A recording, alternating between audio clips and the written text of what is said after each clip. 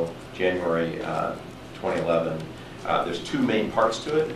One is the public piece of it, which is policy related and regulation related, and I can talk a little bit about that if people have questions. But the main part that I lead is the private sector piece, which is not funded by the government. It's not, we're a great partnership with them. We're completely independent, which means we get to do what we need to do to help America's entrepreneurs, and with a particular focus on startups.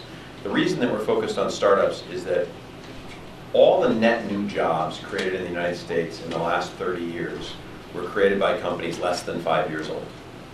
So if you want to do something about jobs in America, you've got to focus on startups. And as I've been traveling around the country, I'll talk a little bit more about this, really been focused on how do we help everyone get the message that it's all about startups and it's all about the entrepreneurs that lead them and the people crazy enough to join the maniacal founders to accomplish things. So that's the basic frame of what Startup America Partnership is all about, or the private sector piece, and we'll talk a little bit more about what we're doing. Okay, and how do you plan on achieving this objective?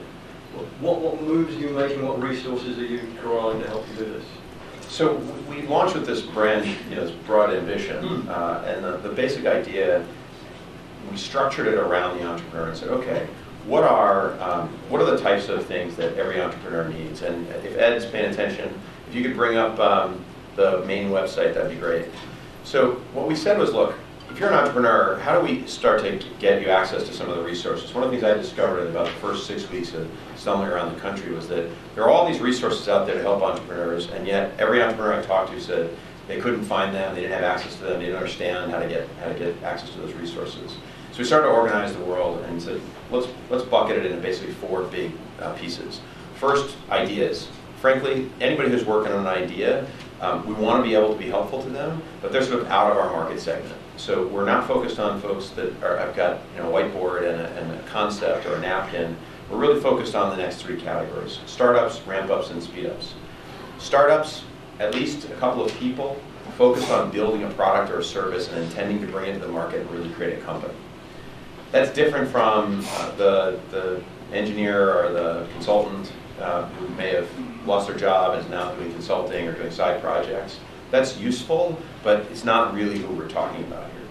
Ramp-ups, folks that are in that customer acquisition mode. They've got some revenue, they've got a product in market, and they're really trying to drive their customer acquisition. And finally, we're calling speed-ups. Companies where the customer is actually driving the business at this point. So those are sort of the three main buckets. If you look at new firm creation in the United States, roughly 500 to 600,000 new firms get created every year. 80% of them will never have an employee. So there's about 100,000 a year, and if you look at an under 5-year category, our whole addressable market is about 500,000 companies. And we look at it in these buckets and sort of say, that's who we're trying to help and really focus on. And then if you go to the other tab, we've said, okay, well, what does every entrepreneur need to be successful? We bucketed things into 5 major resource categories. One is expertise, that's knowledge, that's advice, that's mentoring, that's accelerator programs, which we can talk more about. Services, what are the things that get in the way or are a distraction to an entrepreneur and are invisible if they've done them well? Think accounting, legal, office space, right? Third bucket, I think, is talent. Well, I can't read it from here. Is talent. Focus on how do you get access to talent, how do we help entrepreneurs hire the right people and bring the right talent into play. Last two categories, customers and capital. And I put capital last because it's the first thing a lot of entrepreneurs start with. It's actually, if they don't have the first 4 things right, it's kind of almost hopeless to get the capital side. And in fact, if you drive customer acquisition really smart, and if you're students of Steve Blank's work around customer development, if you focus on the customer, maybe you don't need that much capital, because you can actually prove that your business is driving it, and maybe that capital drives towards growth. So we bucketed a set of resources, and we started to do 2 things. One was to organize the existing resources of that existed in the United States across a lot of these categories. And then we started to bring new partnerships together. One of our partners is Microsoft. We're on campus, and I see Daniel Lewin in the back. So, hi, Daniel. A focus on how do we bring large institutions that have resources that can help entrepreneurs. In the case of Microsoft, it's around their BizSpark platform. In the case of American Express, it's around their basically their financial management of your expense side of your equation. Intuit is a partner, Ernst & Young is a key partner, Google is a partner, $100 million worth of AdWords to help entrepreneurs test out their products in a live marketplace and use that from a startup standpoint. So we've started to bring a whole set of resources in at a national level to help entrepreneurs be more successful. We're just at the very beginning of that process. We've announced about $500 million in resources, in-kind services and support.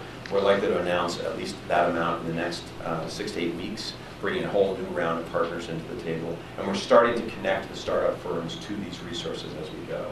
So our first order attack on this is focused on how do we bring national resources to any entrepreneur, and how do we bring a single place where any entrepreneur can come into one place and start to at least see what are the resources that are available.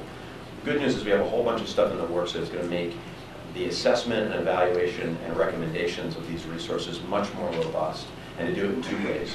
One is self-service, but the other is we're bringing a whole set of mentoring components to the table so that mentors and other partners can know what Startup America can bring to the table and help advise entrepreneurs and startups on how to draw down and access a lot of these resources.